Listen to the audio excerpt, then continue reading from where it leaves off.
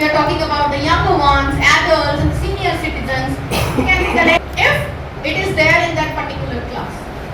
And then, if I go ahead with such sort of question, how many visitors were there in the pre-COVID area? And how many visitors they were there post-COVID area? Can they collect the data? In any form, the same can be done. Can I go ahead, like check out about the currency during that period? उसका collection बनाए आज जैसे भी है, can they go ahead with that? Is it feasible? पढ़तों में नहीं है. जहाँ पर जो उन्होंने 5 monuments whatever they have selected, they have to talk about the geographical location. What is the climate and weather of that particular location? Soil का condition कैसा था जहाँ पर वो monument बनाया गया?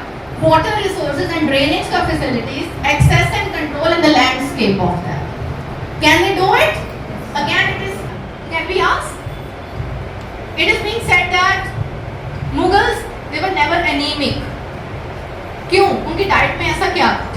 You can ask them. This is the kind of question to ponder over higher order thinking skills. See, they can write about the nutrient values, spices and the condiments. Immune system उनका कैसा था? Ions are a very rich source of calcium and magnesium. It's not only about starch, right? So they are all exploring about Mughals, monuments and all. And what are integrated? Music. क्या? Right? They'll be talking about instruments, Hindustani music, ghazal, rabab. Tansen was playing rabab, and they talk about the kettle drum and all. So now, one topic we have taken, and we have integrated all the subjects. So this is what you have to do. Will it be feasible to integrate when you are sitting in your own classes and you are not discussing anything while sitting in the... See how wonderfully you are completing and you are integrating all the chapters and the concepts. We always rush towards completing chapters. क्या ये होना चाहिए कि नहीं? अब आप बताओ. Definitely होना चाहिए. This calls for planning. Yes. When we are planning our lesson time and all, that time we require. This is what I spoke in morning, that at the initial set of your new session, you have to brainstorm, you have to do planning, and they sit all together. But start in the month of Feb, so that when the new session would going to begin in the month of April, you are handy with your plans and do it steadily. It's not required that you have to do it every month. Project is, if you see CD And conduct. Till class 8th, you have to do one subject integrated project that should be based on Ek Bharat Shresth Bharat. So whatever is your paired state, think about the project and give the instructions to your students accordingly so that they can research. It's not like that कि every teacher is giving, because I have been noticing like teachers when they don't have a clarity, they burden the students with lot of work. Because when we don't plan, तो बच्चों के पास एक की जगह 8 project 7 project जितने भी है, well education का भी है, जीके का भी है, वो बहुत सारे प्रोजेक्ट्स बन जाते हैं. It's not possible for the students to manage with different projects. Let's go ahead with ये सब उनको बोलेंगे they have to present in a one brochure बना के लेकर, right? So it is like that.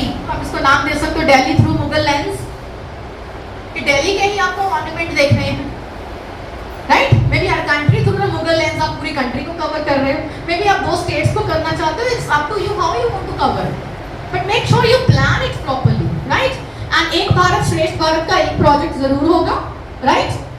Till 8th standard एक ही है, तो वो मतलब एक ही कौन सा होना चाहिए? एक भारत श्रेष्ठ Bharat. And 9th and 10th at least one should be related to the sometimes questions कि project बनाएंगे कैसे होगा project. एक project theme है, उसी में से डेटा निकालकर अलग तरीके से इंटरप्रेट करना. I'll make your task easier for Ek Bharat Shresth Bharat, though it's there in the presentation since the paucity of time is there.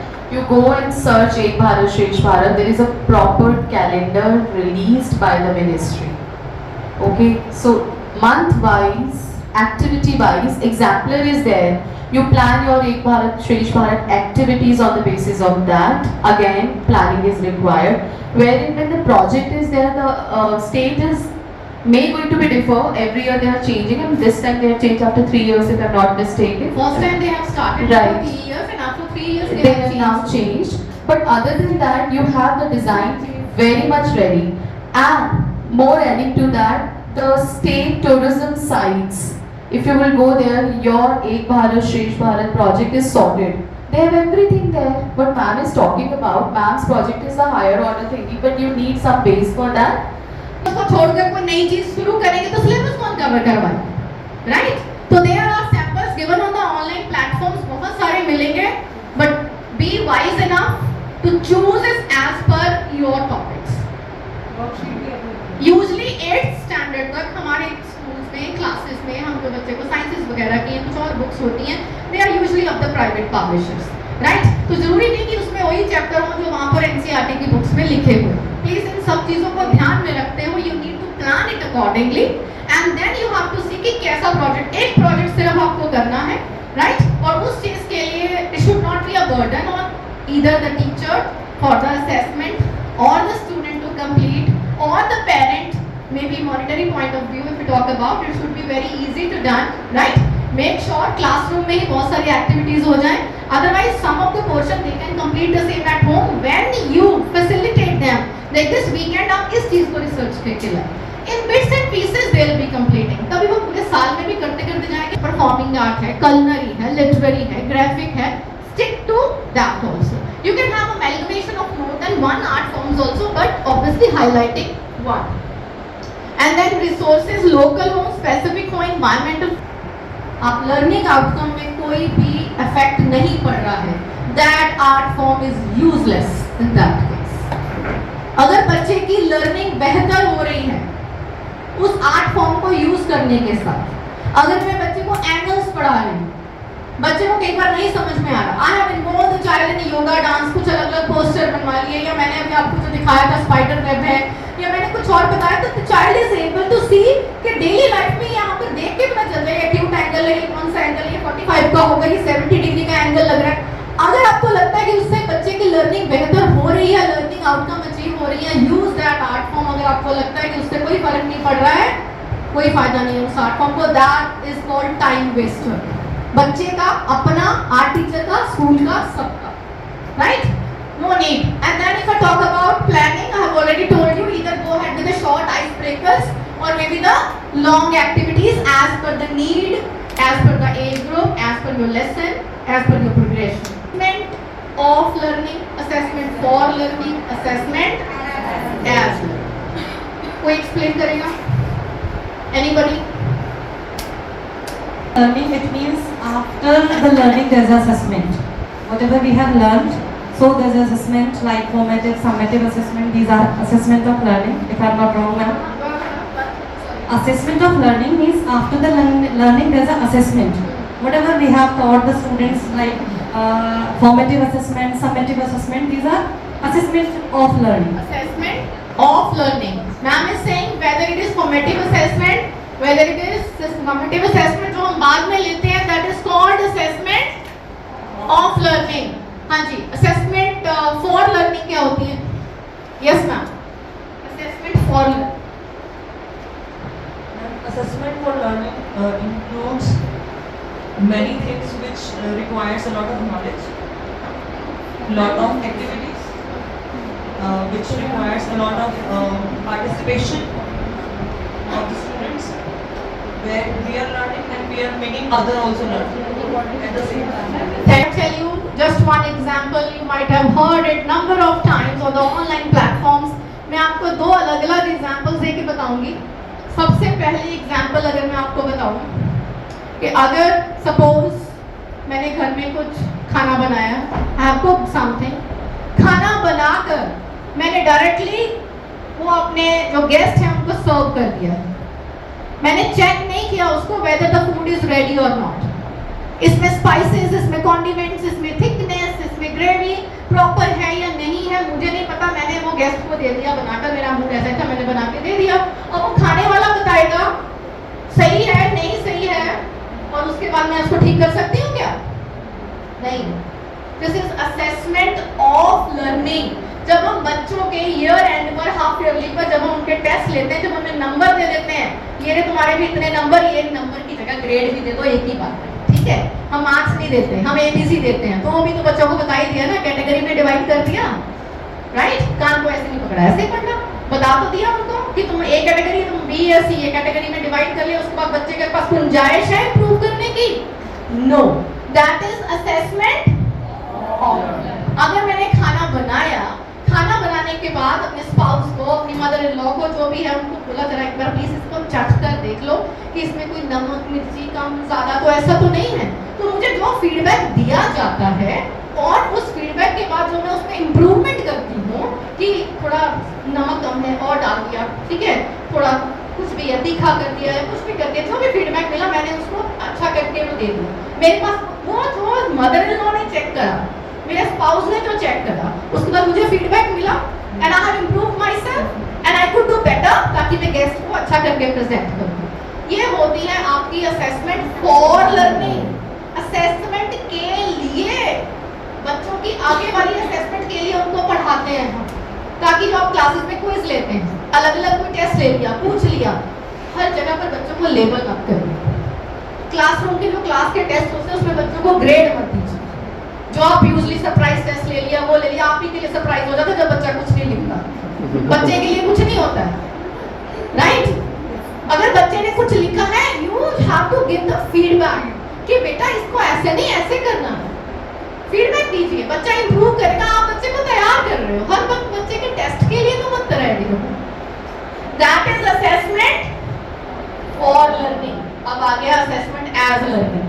अब अगर मैंने सब्जी खाना सब बनाया और उसके बाद में क्या हुआ कि मम्मी को मैंने चेक नहीं कराया, राइट, बट मेरे पास एक लिस्ट है जिसमें ये लिखा है, जो भी चेक किया, मम्मी ने बेची बनाई हुई है कि इसकी जो थिकनेस है वो ऐसी होनी चाहिए कि चाशनी ऐसे बनाओ कि वो इस तरीके से तार की फॉर्म में गिरे, टूटे नहीं, ठीक है।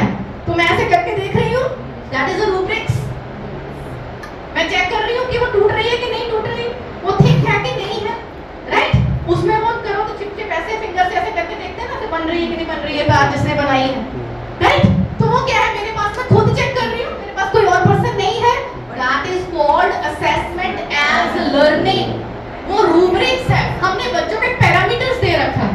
अगर बच्चे सेल्फ असेसमेंट करते हैं, ये हमारा है असेसमेंट एज लर्निंग, जिसके लिए हम पोर्टफोलियो एक्टिविटी करते हैं। हमारे स्टूडेंट्स अपनी एक्टिविटीज में ही बेस्ट एक्टिविटीज निकालते हैं, then they go have with the portfolio. Yes, या शबरी ने बेर चखे पहले, जो बेर तैयार थे, मीठे थे, वही बेर श्री राम को दिए। क्या किया उन्होंने? Assessment for learning. तैयार हुए भेजे कि जाओ, अभी इसमें कोई गुंजाइश नहीं आएगी, ये सब रेडी है, ये इसमें कोई कड़वा नहीं है, इसमें कोई फीका नहीं है। क्या हम बच्चों को असेसमेंट फॉर लर्निंग तैयार करते हैं कि वो एग्जाम में जाकर तैयार हो जाए? वो हमें तैयारी करानी है। वो तैयारी के लिए कोई नंबर की, कोई ग्रेड की, कोई पनिशमेंट की, कोई लेबलिंग की जरूरत नहीं है। उसमें चाहिए feedback, feedback that leads them to feed forward. Feedback अगर हमने दे दिया, मैंने वैसे ही बोल दूं कि मैडम ये आपका ये ठीक नहीं लग रहा है, आप सही से नहीं बैठे हैं, सपोज मैं ऐसे बोल दूं, ठीक है। अब ये तो मैंने, उनको क्या पता सही बैठना कैसे है, मेरा क्या ऑब्जेक्टिव है, बता तो दूं कि मेरी क्या इच्छा है, क्या पैरामीटर है, राइट। तो अगर मैं बच्चे को, बच्चे तुमने ठीक नहीं किया है काम, तो ठीक करना कैसे, वो कौन बताएगा? वो भी बताना पड़ेगा, ये आंसर गलत है, रॉन्ग है, चलो try to understand. Let's all learn something from this Shabri and Ram Samvad. Can we learn it? Can we prepare our students for it? Can we give such kind of feedback to our students that will help them to go ahead, feed forward? इसका concept आपको ma'am ने बताया, मैंने भी आपको बताया, blooms taxonomy. वाह, आप मुझे ये बताइए, जरा एक सवाल का जवाब दीजिए। ये जो कौरव, पांडव, ये सारे शिक्षा लेने कहाँ गए थे? किस गुरु के पास? द्रोण के पास गए थे, ठीक है। अब वो जो मछली की आंख थी वो किसको दिखाई दे रही थी? अर्जुन को तीर चलाना आता था, उसको इतना दिख रही थी, राइट?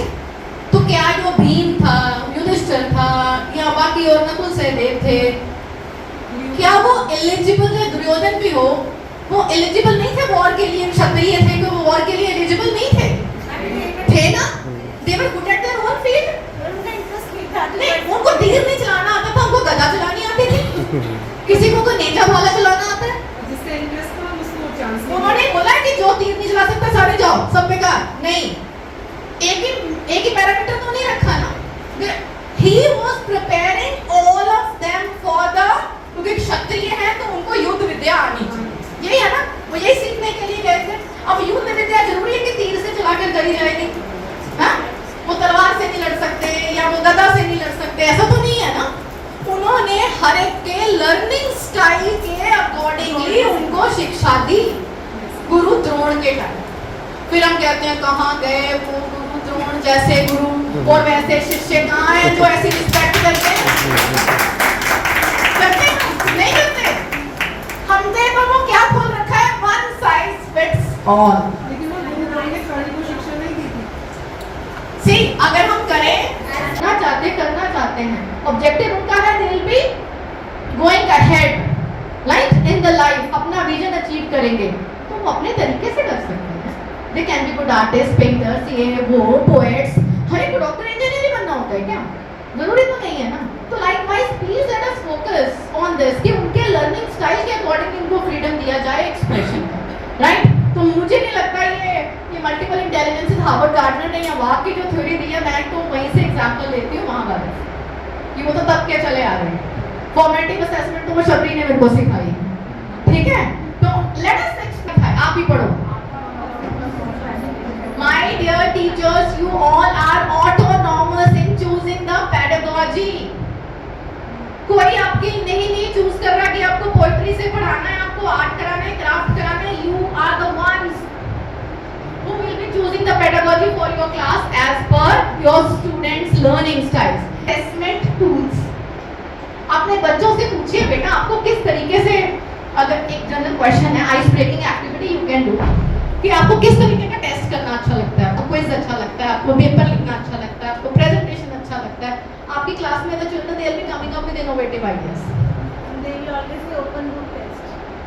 तो ओपन नहीं फाइन, ओपन बुक टेस्ट भी आप उनको देके देख लो, when give them higher order thinking skill questions, they will not be able to, I mean obviously give them, एक बार करा के भी देख लो, ये वाला भी उनको ये क्लियर भी हो जाए कि ओपन बुक टेस्ट करते कैसे हैं। उनके कॉन्सेप्ट में तो ये है कि शादी से कैसे आंसर मिल जाता है, उनको ये भी करा लो एक बार, तो they will be going ahead and motivating the participants. You need to motivate. बहुत सारे स्टूडेंट, अगर मैं यहाँ पे भी बोलूँ, आप में से भी बहुत सारे आगे नहीं आ रहे हैं कई बार आंसर के लिए, ये नहीं कि आता नहीं है, but sometimes you don't want to come forward. Next point, initiative. उनको बोलो इनिशिएटिव लेना सीखें, राइट? उनको बताओ एंड स्कैफोल्ड देम। स्कैफोल्डिंग की एक छोटी सी एग्जांपल देना चाहती हूँ, बिकॉज मैं चाहती हूँ कि आप जब जाओ ना, आपको ये सब चीजें को, लिटरेचर जो हम बोल के जाएंगे सब भूल जाएंगे आप, एग्जांपल्स नहीं भूलोगे कभी, नहीं भूलोगे, शबरी नहीं भूलोगे कभी, गुरु द्रोण नहीं भूलोगे आप, ठीक है? और क्या नहीं भूलोगे? एक चीज और बताती हूँ, सिंड्रेला नहीं भूलोगे, नाइस, हॉट सीट। अच्छा चलिए एक एग्जांपल दे रही हूँ। छोटा सा बच्चा होता है घर में, चलना सिखाना होता है, उसको वॉकर में बिठाते हैं। कितने व्हील होते हैं? 4 भी हो सकते हैं, 5 भी हो सकते हैं, 6 भी हो सकते हैं, ठीक है? वो जितनी जगह उतनी लगाएंगे ना, 10 को नहीं लगा सकते ना, चलो मूव कर रहा है बच्चा, थोड़ा सा बच्चा और बड़ा हो गया, ट्राइसिकल के देते हैं 3 पहियों वाली, और बच्चा बड़ा हो गया क्या करते हैं? 2 पहियों वाली साइकिल, और उसके साइड में भी सपोर्टर्स लगे होते हैं, ऐसे नहीं बिठा देते हैं उसको। फिर जब बच्चा साइकिल चलाता है, धीरे धीरे एक सपोर्टर उतार देते हैं, एक फिर भी लगा रहता है। मेरा तो लगा हुआ था जब भी कोई आता है, ठीक है? कि कभी नहीं बैलेंस करने में दिक्कत है तो इधर कर ले, और फिर जब एक और सपोर्टर उतार देते हैं, वो वाला भी पहले मम्मी पापा जो भी है थोड़ा पकड़ के चलते हैं जब तक बच्चा बैलेंस ना कर ले। जब बच्चा लाइन पे आ गया तो फिर सारी जिंदगी के हाथ पकड़ के चलाते रहते हैं। नहीं, ये है परफेक्ट एग्जांपल स्कैफोल्डिंग का। आपकी क्लास में बच्चे आते हैं, शुरू में उनको आप सपोर्ट करिए, उसके बाद कोई बच्चा है वो फटाफट अपने बाइसिकल पे चलना शुरू हो गया, and some of the children they require more support, उनको थोड़ी देर के लिए ट्राइसिकल में बिठाइए, बाइसिकल पर जो बच्चा बैठा है, जरूरी नहीं कि दोनों से फोटो आप उसके उतार दो, थोड़े से बच्चों को और सपोर्ट करो।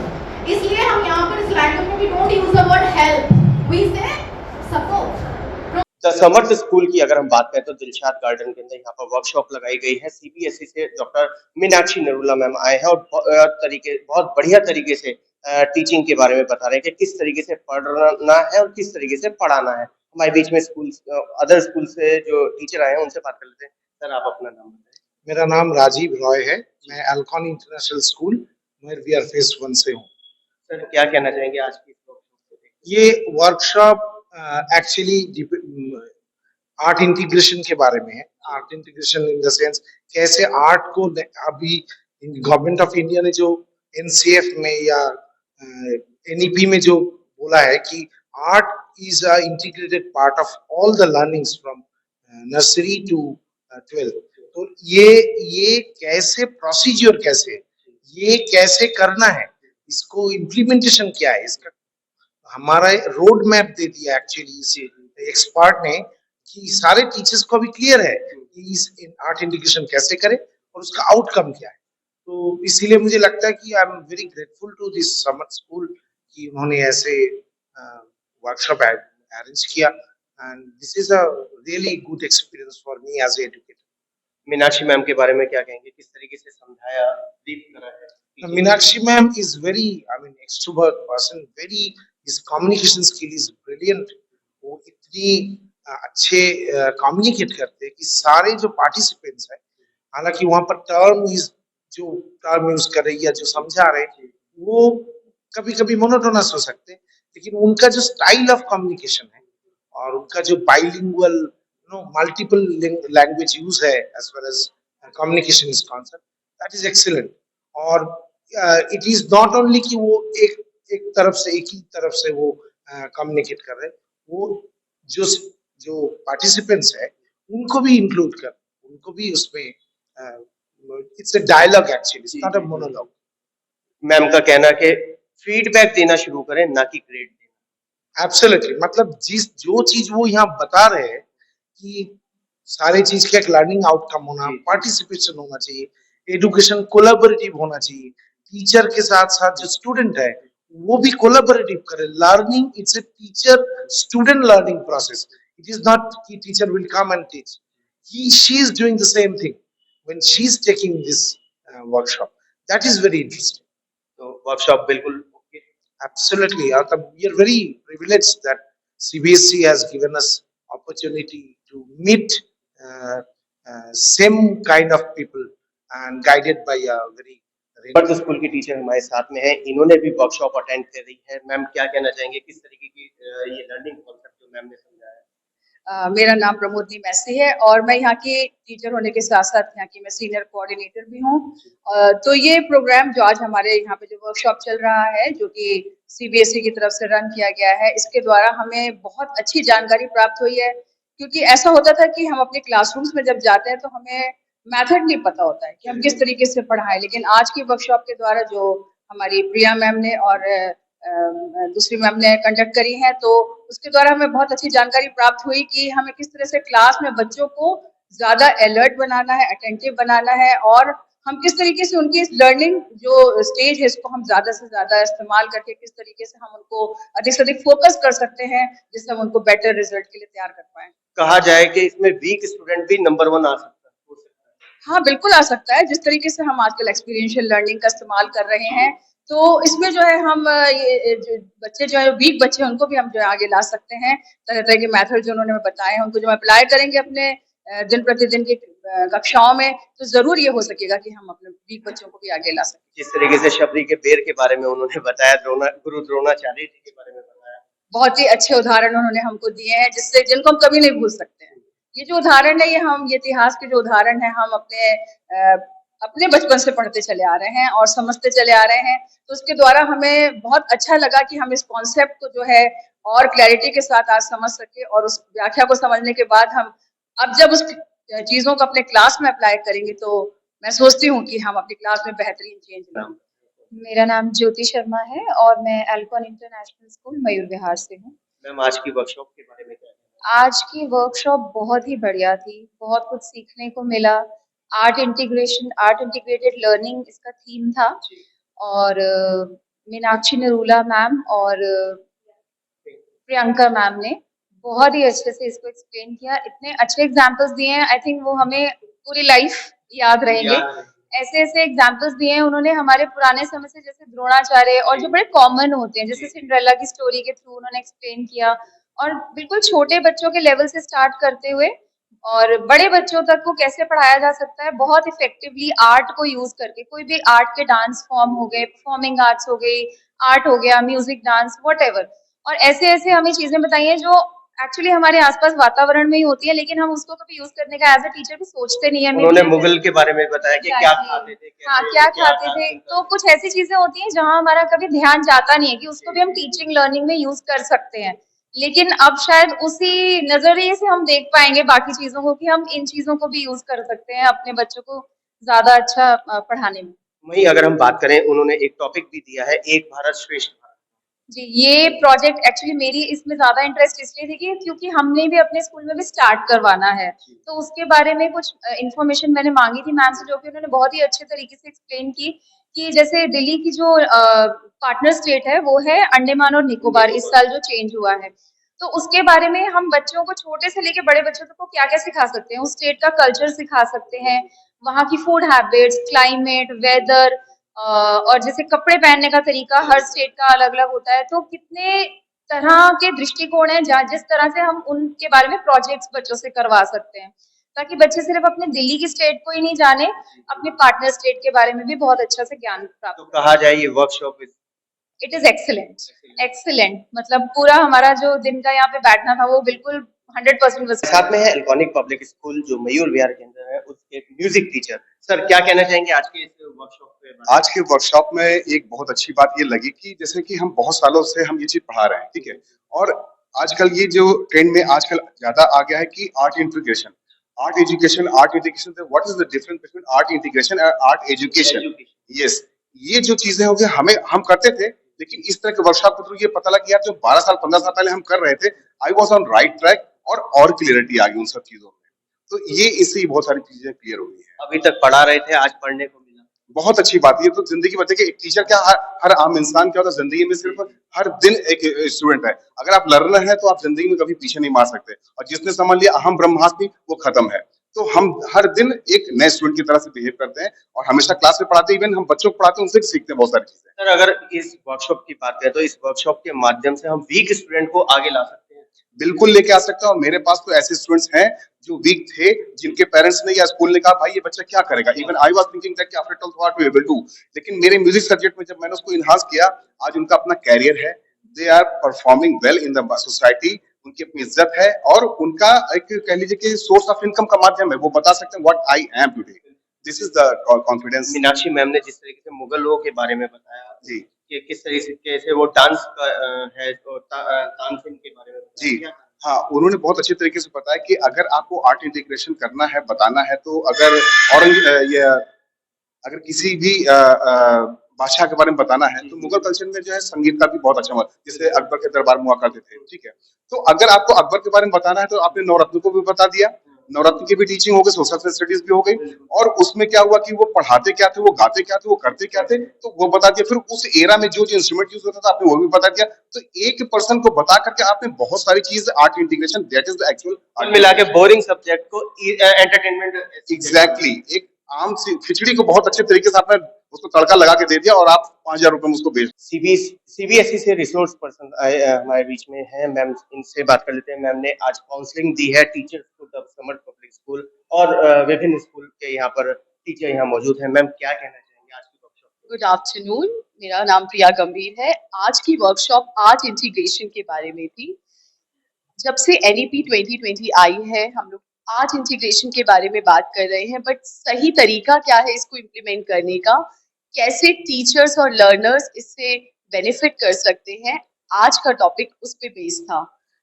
50 पार्टिसिपेंट्स आए हैं हमारे पास, और बहुत ही ज़्यादा मोटिवेटेड है, एनकरेज्ड है, and different tools, techniques, different designs, कैसे स्कूल का रोल है, क्या टीचर का रोल है, लर्नर क्या करेगा, ये सब बातों पर हमने इलेबोरेटली टॉक किया है। नॉट ओनली दैट, हमने डिफरेंट एक्टिविटीज और एग्जाम्पलर्स के माध्यम से ये भी बताया है कि कैसे डिफरेंट स्कूल्स ऑलरेडी इसको कर रहे हैं, बट अब टाइम आ गया है कि इसको बहुत अच्छे से प्लान करें। तो उस प्लानिंग में हमने किस तरह से इस चीजों को इंटीग्रेट करना है, आज हमने ये इलेबोरेटली डिस्कस करके अपने टीचर्स को बताया है। काफी इंटरेस्टिंग ये वर्कशॉप रही, टीचर्स ने बहुत कुछ सीखा है। यस, टीचर्स ने बहुत कुछ सीखा है, क्योंकि सीखने के लिए आपको खुद एक क्वेस्ट होनी चाहिए, एंड हमारे यहाँ पर teachers are full of that quest. एक हंगर है, एक क्वेस्ट है उनमें सीखने की। मोर ओवर, आज का टॉपिक जो था वो आपके आसपास सोसाइटी में क्या हो रहा है, आप उसको कैसे अपनी रेगुलर टीचिंग और लर्निंग प्रैक्टिस में इन्वॉल्व करेंगे, उसके बारे में था।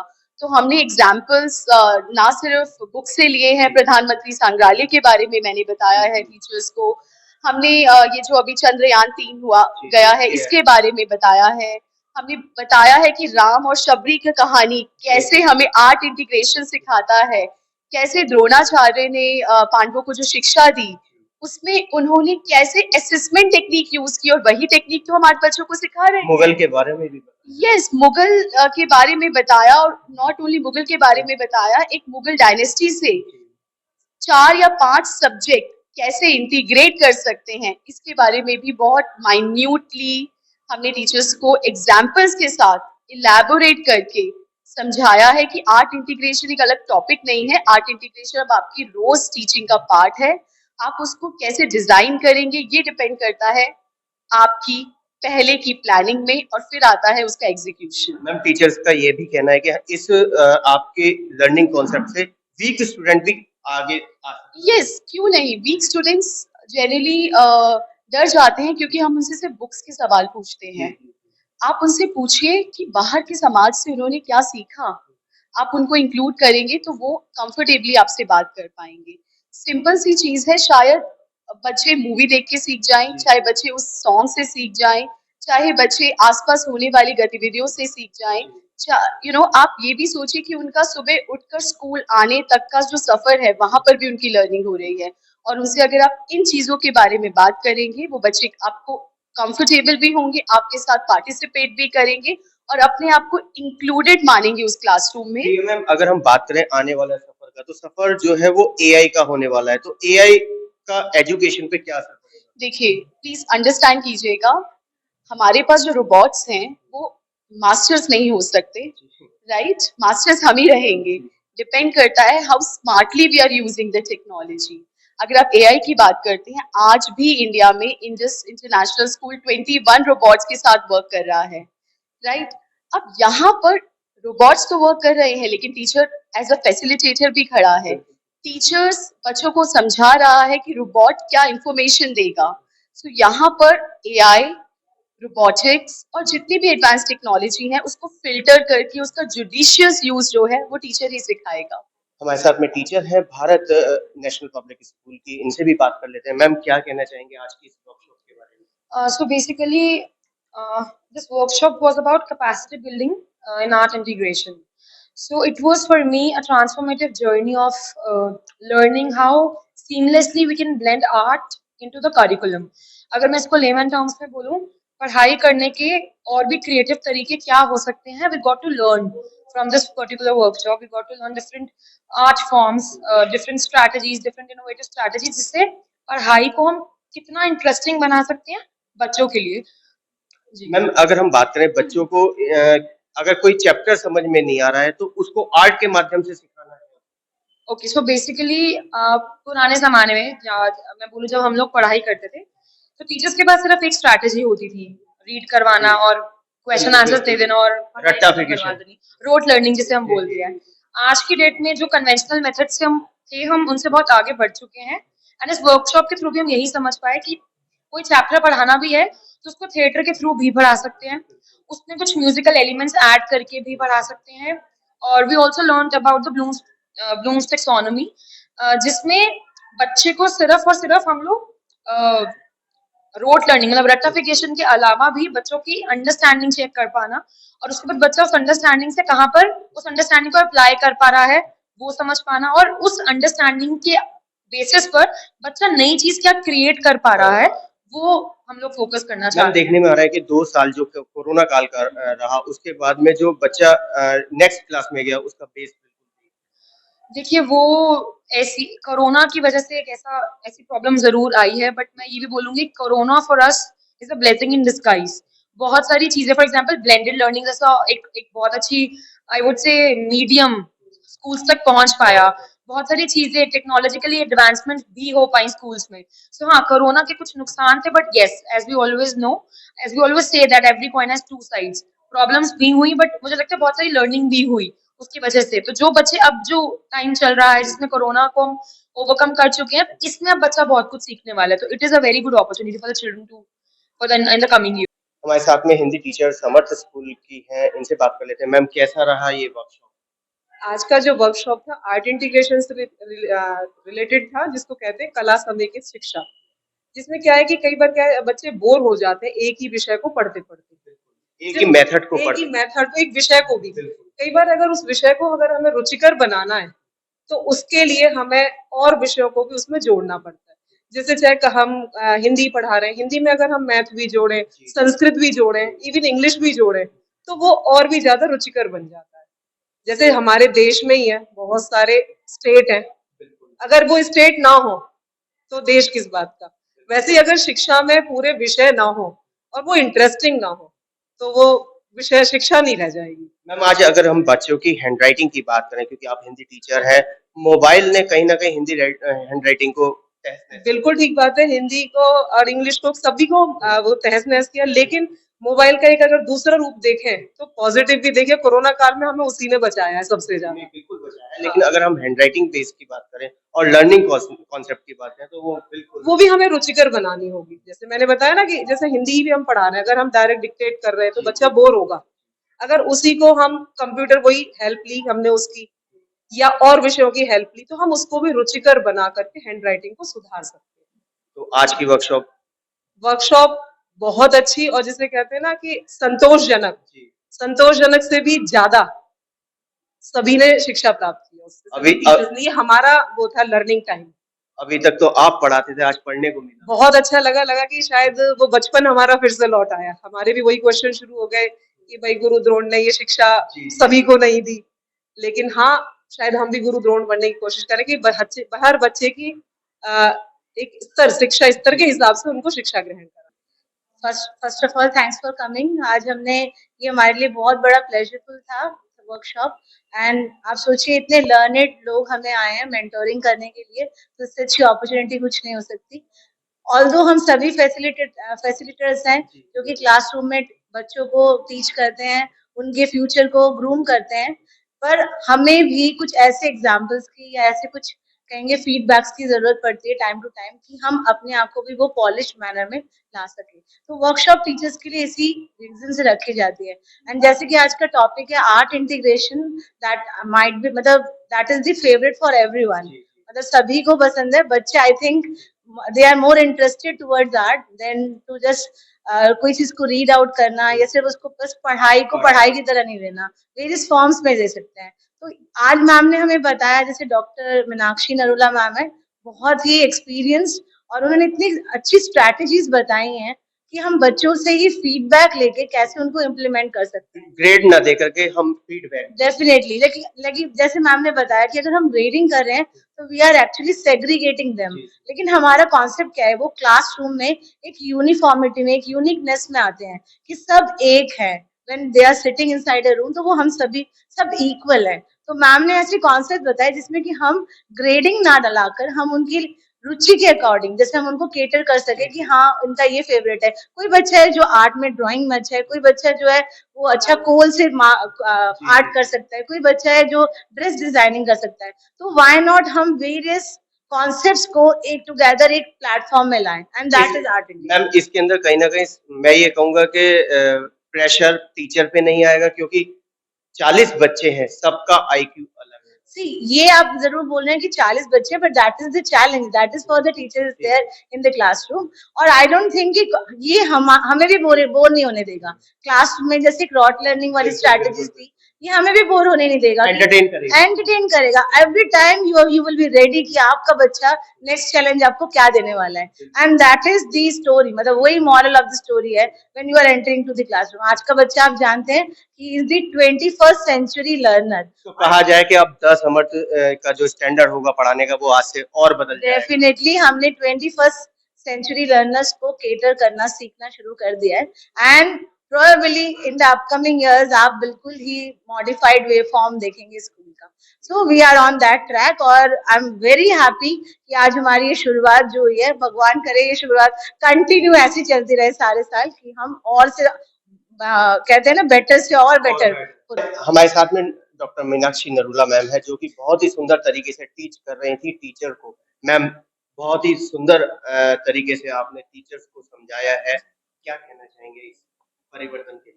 जी, actually the thing is art integration के बारे में बात कर रहे हैं कि कला के माध्यम से हम किस तरीके से बच्चों को पढ़ाएं, किस तरीके से हम अपनी कक्षा में वो जॉय लेकर आए, वो आनंद लेकर आए कि बच्चे बस घर पे उनके कदम रुक ही ना सके। जो कहते हैं ना कि बच्चे स्कूल में जो है वो खुश होके नहीं आते हैं, वो इस तरीके से खुश होके आए कि उनका जाने का मन ही नहीं करे। एक दिन अध्यापक छुट्टी पे हो तो बस उनको लगे कि आज तो कुछ ऐसी चीज हो गई है कि पता नहीं क्या हो गया, कुछ चीज मिस हो गई है। तो उस तरीके से एक बच्चों को अच्छे तरीके से पढ़ाने के लिए एक हमारा जो इनिशिएटिव है, एक प्रयास है कि किस तरीके से बच्चों को अच्छे तरीके से पढ़ाया जा सके कला के माध्यम से, कि हर जगह पर वो विजुअलाइज करें क्या वो पढ़ रहे हैं। बिल्कुल ठीक है। इतना सुंदर तरीके से आपने एग्जाम्पल दिए कि एंटरटेन हुए टीचर। ये एक्चुअली मेरे को ये होता है कि जरूरी नहीं कि हम अपनी पश्चिम सभ्यता को ही देखकर बच्चों को पढ़ाएं। अगर हम अपने वेद, अपने ग्रंथ देखें, उनको खोलकर देखें, कितने अच्छे तरीके से उनको पढ़ाया गया। हमारे अगर हम बात करते हैं गुरु द्रोण की, उन्होंने क्या अलग अलग तरीके से जब शिक्षा दी, युद्ध विद्या देते थे क्षत्रियों को, युद्ध के लिए तैयार करते थे। ये तो नहीं कि हर कोई तीर चलाना सीखे तभी वो पढ़े।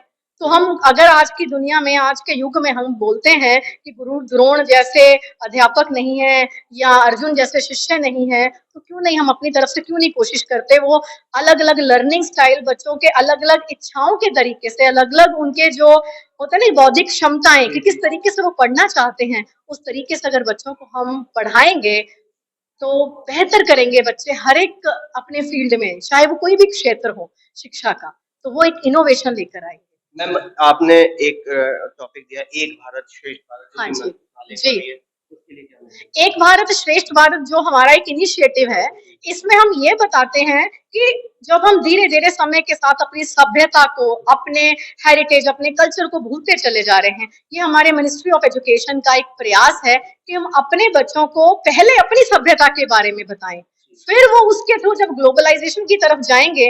बहुत सारे लोग हम में से ये सोचते हैं कि शायद हम बच्चों को ग्लोबल सिटीजन नहीं बनाना चाहते, 21st सेंचुरी लर्नर नहीं बनाना चाहते, वो भारत में ही रहेंगे क्या, वो अपने सिर्फ अपने कल्चर के बारे में सीखेंगे? नहीं, जब अपने कल्चर की कदर करना सीखेंगे तभी तो दूसरे की सभ्यता को समझेंगे, उसका आदर मान सत्कार करेंगे और उसको कोलैबोरेट करके देखेंगे कि हमारी सभ्यता में कितना कुछ है पढ़ने के लिए। मैम, आने वाला समय AI का है, आर्टिफिशियल इंटेलिजेंस का, तो उसका असर एजुकेशन पर क्या पड़ने वाला है? देखिए, जब हम AI की बात करते हैं, आर्टिफिशियल इंटेलिजेंस की, सबसे पहले कि हम नए नए टूल, सभ्यता में जैसे जैसे बदलाव आते गए, ठीक है, अगर हम पुराने समय की भी बात कर रहे हैं, आज की भी बात कर रहे हैं, लर्निंग स्टाइल की भी अगर हम बात कर रहे हैं, ठीक है, वो कलम को उठाकर हमने स्टाइलर पकड़ लिया, राइट। अगर हम किताबों के पहले हम बड़े बड़े इंसाइक्लोपीडिया लेकर बैठते थे, गूगल सर्च आ गया, अब हमारे पास अनदर AI टूल हर एक कोई है।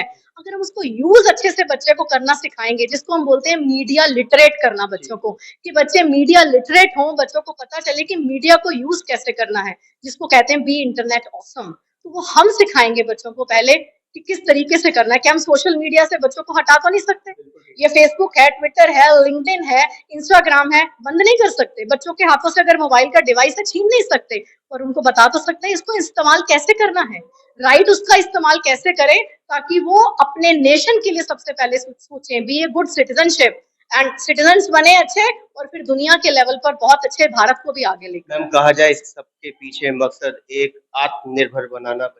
बिल्कुल, एब्सोल्युटली, आत्मनिर्भर बच्चे जब बनेंगे, अपने बारे में सोचेंगे और देश के बारे में सोचेंगे, मेक इन इंडिया की बात करेंगे, भारत का एक स्थान होगा एक ग्लोबल में। हम कहते हैं हमारे बच्चे, यहाँ पर बहुत सारी जगह पर ऐसा होता है, 10th पढ़ते नहीं है, वो बाहर विदेशों में जाकर पढ़ने की बात कर रहे हैं, कि हम विदेशों के बच्चों को यहाँ नहीं लेकर आ सकते?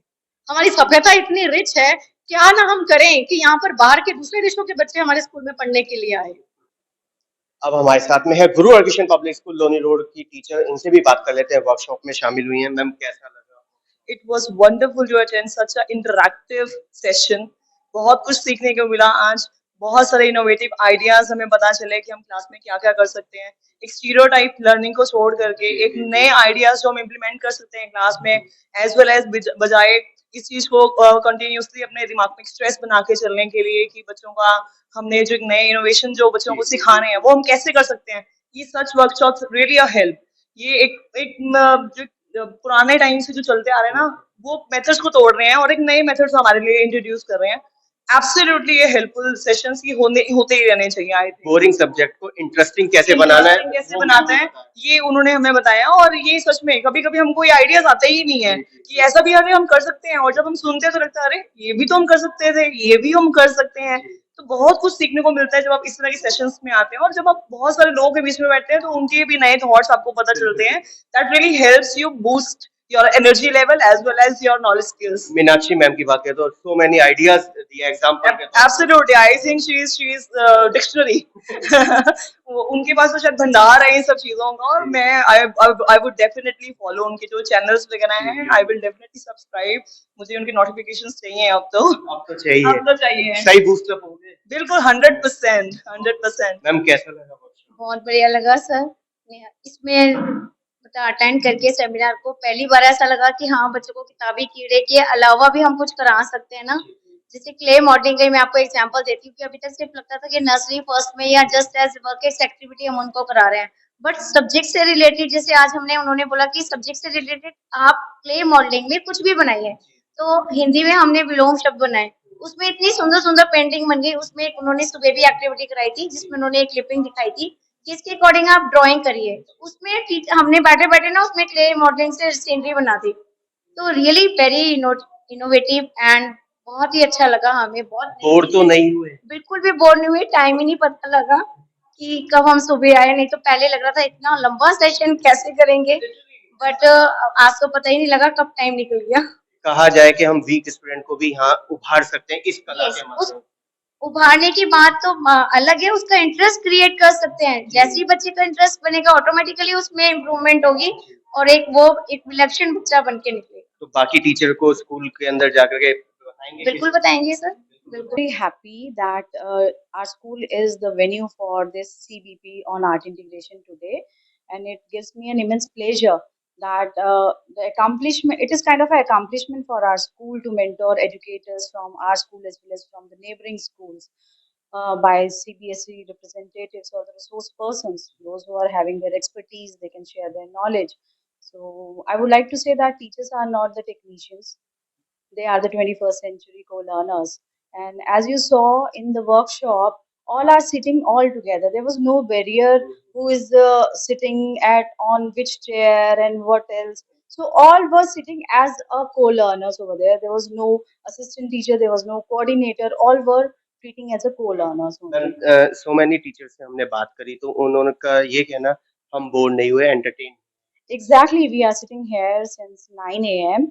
and I don't think a single moment we got bored.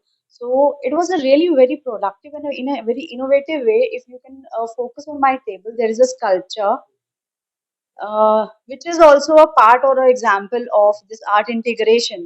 So वो कहीं ना कहीं teachers को एक concept शायद इतना clear नहीं था कि art integration they are trying to relate it with the art and craft. But it is not like that. It is a multidisciplinary approach where we can integrate all subjects and we can deliver our lectures with the help of art in the form of different form of art. So that was the motive of this workshop. Schools की अगर हम बात करें तो कितने स्कूलों ने इस वर्कशॉप में See, neighboring schools, number of schools have participated, but the thing is that because before 24 hours the registration got freezed, so rest of the schools are coming ki ma'am, okay, just give us the opportunity because this is the first time we are initiating. So hopefully इस बार तो 10 schools ही थे, but the number would be increased. Ma'am आने वाले समय में क्या ऐसी workshops और लगाई जाएंगी? Definitely, as per the CBSE circulation, if you have heard about it, that every teacher have to complete 50 hours training session during the academic year of this from April to March. So we have to we go through with the continuous professional development. हमें वो complete कराना ही Ma'am, what about saying Meenakshi Narula? Meenakshi Narula ma'am is one of my favorite because I'm a follower. She's a YouTuber as well. So she used to deliver number of things through the YouTube channel and number of skills and number of expertise she is having. So what should I say? Because she is the ocean of knowledge, and we are try to working and collab in a collaboration. Hopefully, number of workshops we will go ahead with her.